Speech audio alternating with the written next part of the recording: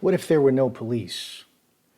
What if there was a worldwide criminal gang attacking you and no one would help you and you're just a child? So they murdered the lawyer who stole the money. He came to my high school. I was a freshman and he kept grabbing me. He kept trying to drag me outside. I would scream kidnapping. He was literally trying to kidnap me out of the school. Everybody saw it. There's cameras there. There's security there. No one helped me. He threatened me with a knife. He threatened me with a gun. He put me in a headlock. He grabbed me by the hair. He ripped my clothes. No one protected me. The teachers, they would just stand there and purse their lips. Well, how come nobody protected me at the school? Because the principal and all of the teachers, they took the money. They were all bribed. But we'll get to that. All key people in my life, throughout my entire life, have been bribed with this money, my money. I curse the man who gave me this money. This money is the worst thing that ever happened to me, and there's a huge bounty on my head because of this money. Anyway, after about a month of jumping me at the school, he's waiting outside my classes. He's not allowed in the school. How is he in the school? Everybody knows. He's standing outside my classes every day. He's threatening me, he's assaulting me, he's trying to bribe me, he's lying to me. Finally, after at least a month of this, he finally drags me outside and he said he's gonna, get me out of there. I just want to get out of there. I'm calling my parents in for raping me every day, telling the police that they're gonna kill me. Nobody will do anything.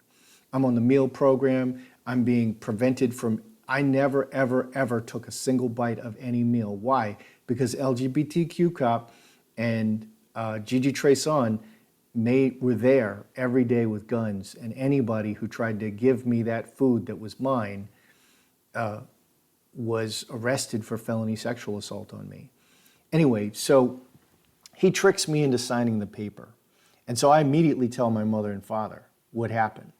So he shows up for dinner that night. He's dressed up, he's got cologne on, he's got his nice shoes on. It's eerily quiet. Okay, there's no one there. He comes in, my father's, from the semi-darkness, he says, come on over to the side door. Nobody comes in the front. And the lawyer, he's a small man. He's not very tall. He's like 5'2", stocky, belly on him. He's scared. He's like, I thought there would be a dinner. There is a dinner. I thought there would be people here. I thought this was going to be a celebration. Oh, there is a celebration. Inside our kitchen, Babyface Cop is in uniform, waiting silently with his hand on his gun. My mother's right behind him, touching herself sexually. She loves murder. She loves it. So my father lures him over to the side door, but he's got his gun belt on. He's got his gun in his belt. He's got his knife in his belt. He's got blood stains on his old shirt because this is the shirt that he likes to torture people with. So he's wearing his, I'm going to torture you to death and your blood is going to get on me, shirt and pants. And so the lawyer, he's smelling a rat. And he's like, oh, come on over. And, the lawyer, of course, lawyers think words mean something. So he smells a rat. He starts bargaining with him. He's like, don't kill me.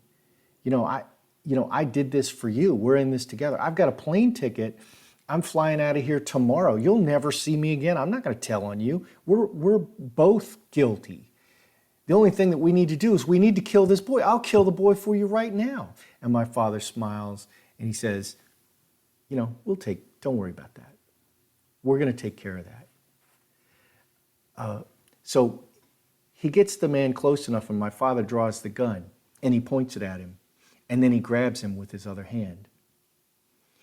And, now the lawyer, he's starting to panic. He says, we're home free. I'm leaving the country.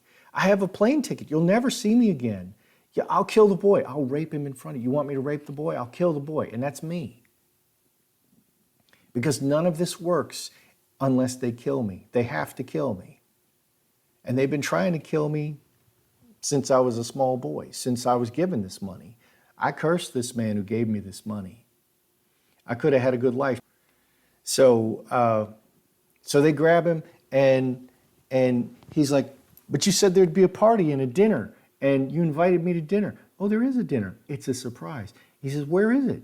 And he's got him. He's holding him. He's got his gun out. He's pointing his gun at his head.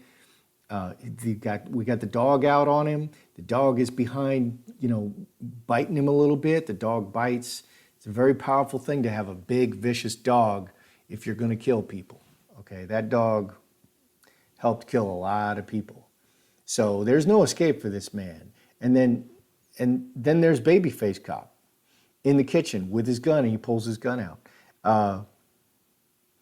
And Babyface Cop says, why don't we just kill the boy tonight? We'll kill them both. Let's do them both tonight. And the lawyer's like, oh yeah, I'll do it. I'll kill him. I'll kill the boy. You want me to rape him first? I'll kill him. I'll do it. Sure. We'll take care of it. Come on down. We're just going to have some drinks. And so they literally, the lawyer, he yanks and tries to get away, and the dog starts biting him, and he starts screaming, and my father laughs and pulls the gun. I don't know if he shot him in the stomach then. He shot all of his victims in the stomach. So right out there, outside, in our carport, he probably shot the guy in the stomach. If he didn't shoot him in the stomach then, he got him inside the house and shot him in the stomach immediately. Okay, did the neighbors hear? Yeah, everybody knew. My father shot people in the front yard. He stabbed people and shot people and stuffed them in the trunk in the front yard. Okay, everybody knows. And all my neighbors were arrested for felony sexual assault on me. Mr. R next door, Mr. B and Mrs. B right across the street. The man right down the street, he was arrested for sexual assault. The man next door who gave us the big vicious dog, he was arrested for felony sexual assault, and then he moved away. Why? Because it's the police. Ain't nobody gonna stop the police. Worldwide criminal cartel if they want to be. So anyway, they get him downstairs, and they shoot him, they stab him, they tie him up, they rape him a lot. I can hear the rape from upstairs. And my father, he's like, he's calling to me. He says, Joseph, come downstairs. Like, in a sweet voice, Joseph, come downstairs. We want to show you something. And I'm like, no. And my mother, she's loving it. She's upstairs. She goes downstairs. She watches the rape. She comes upstairs. She goes back downstairs. And my father tells her to watch me, make sure I don't escape. Okay, this is very common. And she's got her ice pick out to stab me if I try to escape. And then there's the dog. The dog is, you can't get away from the dog. You can't get away from the dog. That's why the dog is there. The dog will chase you down and bite you and tree you. And I've seen men, up on top of cars, and mostly they get up on top of cars to get away from the dog. But I've seen 50 people mauled by that dog, by that big vicious dog. He was 80 pounds, 85 pounds, big collie German Shepherd. Anyway, the same that the Nazis used on the Jews. Okay, my father was in the war, and I think he really admired the Nazis. So anyway, they're raping him and beating him and shooting him and tying him up. And so finally, he's all messed up and he's been raped like a lot. They love raping. So finally they drag him upstairs, and they're putting him in the car because they don't have much time.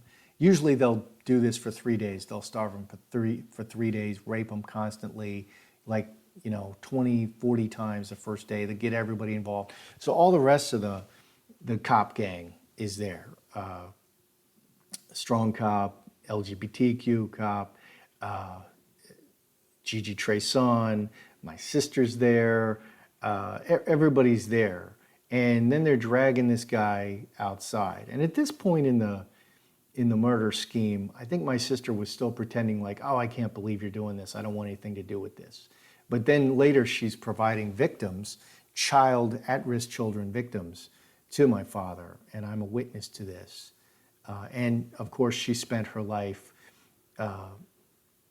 as a school teacher. And how many more victims did she provide to the murderers? I don't know.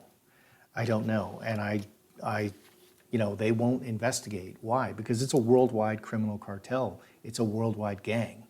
They won't investigate themselves. They won't do it. So they bring him upstairs, and he's been shot and stabbed, and now he's begging to me. And he was volunteering to kill me. He's the guy who forced me with violence to sign this, then laughed and punched me in the face and threw me out of the car and said, you know they're going to kill you, right? And now he's begging to me. He's like, call the police, tell them, and he told me his name. I can't remember his name. But this is the first attorney who controlled the trust, who controlled the money, cursed this money and cursed the man who gave me this money. And so we're outside now, and it's dusk, it's early evening, okay? And this is Maryland, this is Montgomery County, Maryland. And, it's like June, and it's May or June, the light is going down kind of slowly. It's not like Florida or whatever where the sun goes down fast. It goes down slow, and it's in your eyes, and it's, colors. You get lots of beautiful colors. And anyway, he's in the front yard. Mr. B can see, and Mr. R can see. People are witnessing and filming. And he won't get in the car, and he's begging, and he's begging. You don't beg with these people. And he tries to run away again, and he's shot again, the dog on him, and then he just keeps begging. So my father, he sticks his knife in his mouth and cuts his face open, like the Joker, the scar the Joker had, where his face is cut open ear to ear. That's what he did to this man. He took his knife and cut his face open from ear to ear. And the man was still begging and pleading for his life. So he made him stick his tongue out, and he cut his tongue off too. And then he put him in the car. And then they're laughing. And this is before the time of high fives. I don't think people high-fived each other, but they were just really jovial, took another drink. Everybody, they're right out in the open. Strong cop comes up and says, look, you need to take him away. Everything's right out in the open. And people can see, and people are reporting things. He says, who's going to do anything? I'm the police. Who said what? And he's going to grab him, shoot him, and throw him in the trunk with the lawyer right now. And Strong Cop says, no, just go. Just take him. Just go. Just go. So what would it be for you if there were no police, if no one ever answered your call? And I dialed 911, and I reported this man, that he was in the car right at that moment, that they had shot him and stabbed him and raped him, and he was in the car, and I reported that he stole my money. What did they do? They sent the murderer. Who wrote the report? Strong Cop. Strong Cop and LGBTQ Cop. The gang members. And every time I've ever called the police, only the gang members show up. Only the people who are committing the murders and stealing the money and writing the false reports, they write the new false reports. And then, of course, they tried to shoot me and stuff me in the car.